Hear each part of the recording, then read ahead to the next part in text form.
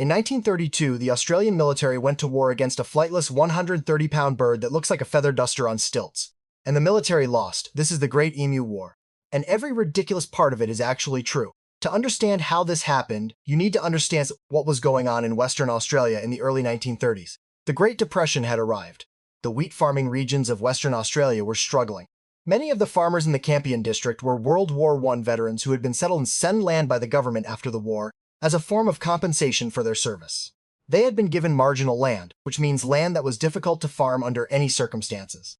By the time the Depression hit, 1/4 of the farmers in the region had already abandoned their properties entirely. Into this already desperate situation came approximately 20,000 emus. Every year, emus migrated across Western Australia looking for food and water. In 1932, that migration took them directly through the wheat farming region of Campion. 20,000 large hungry birds descended on fields that struggling farmers were desperately trying to maintain. The emus trampled crops, they broke through fences. They ate grain that the farmers could not afford to lose, and they kept coming. The farmers asked the government for help. The government sent them Major Gwynedd Meredith of the Royal Australian Artillery, Sergeant McMurray, and Gunner O'Halloran, 3 soldiers, 2 Lewis machine guns, 10,000 rounds of ammunition. The plan was simple. Herd the emus together, open fire with the machine guns, kill as many as possible, solve the problem. There was also a film crew from Fox Movietone sent along to document the triumph. They were there to film a victory. The operation began on November 2, 1932. The first engagement took place near the town of Campion, where approximately 50 emus were spotted. Major Meredith gave the order. The machine guns opened fire. The emus scattered. Not in panic exactly, more in a practical, efficient kind of way. The birds split immediately into small groups and ran in different directions, making it almost impossible for the machine gunners to track any individual target. The emus ran at up to 50 kilometers per hour. The machine guns, designed to cut down human soldiers in formation, were considerably less effective against fast-moving birds that immediately stopped being a formation the moment anyone shot at them. By the end of the first day, a handful of emus had been killed, maybe a dozen. If you're enjoying this level of military competence, hit the like button. It helps more than you know. Major Meredith did not give up. On November 4, he moved his unit to a dam where more than 1,000 emus had been spotted. 1,000. This was the moment. He set up the machine guns, waited for the birds to gather near the water, and then ordered his men to open fire. The machine gun jammed. After killing 12 birds, the gun jammed. The remainder scattered. 1,000 emus, now in several hundred smaller groups moving in different directions, disappeared into the landscape. Major Meredith tried a different approach.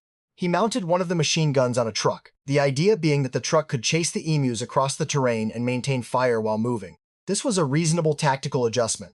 The terrain defeated it.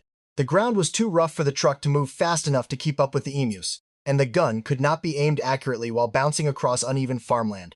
By November 8, roughly 1 week into the campaign, Major Meredith's unit had used approximately 2,500 rounds of ammunition. Estimated emu kills ranged from 50 to 300 depending on who was counting. With 10,000 rounds and 20,000 emus, the math was not encouraging. Here is where it gets truly embarrassing. An ornithologist who later studied the engagement noted that the birds seemed almost impossible to kill with anything less than a direct hit to the head or neck, because their body mass and feathers absorbed bullets in a way that allowed them to keep running even after being hit multiple times. That is 10 bullets per confirmed dead emu, 10 bullets per bird. And Major Meredith, a decorated World War I veteran who had fought actual human soldiers in actual human wars, reportedly said this about the emus. He said that if they had a military division with the bullet-carrying capacity of emus, it would face any army in the world. They could face machine guns with the invulnerability of tanks. They are like Zulus whom even bullets could not stop. A World War I veteran, complimenting the combat endurance of birds. Australian newspapers, which had initially been supportive of the operation, began running unflattering stories.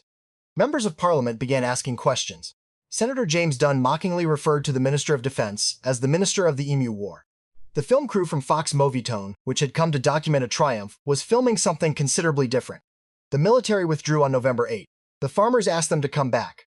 The military came back on November 13 and continued operations through December 10. In total, over the entire campaign, an estimated 86 emus were confirmed killed, with perhaps another 2,500 dying later from wounds. 10,000 rounds of ammunition were used. 20,000 emus had entered the campaign. After all the machine guns and all the ammunition and all the military strategy, the emu population of the region was essentially unchanged. The official military report was, to put it diplomatically, careful with its language. There is a postscript to this story. In 1948, the farmers in Western Australia asked the government to send the military back again to deal with the emus. The request was denied. Apparently, once was enough. And today, the emu population of Western Australia is estimated at over 700,000. The birds won in 1932, and then they just kept winning. This has been Stick Happens. History is completely insane, and we are just here to draw stick figures about it. If this story made you feel better about every military strategy you have ever second-guessed, subscribe. Because we have more stories where a plan that looked simple on paper became something else entirely. See you next time.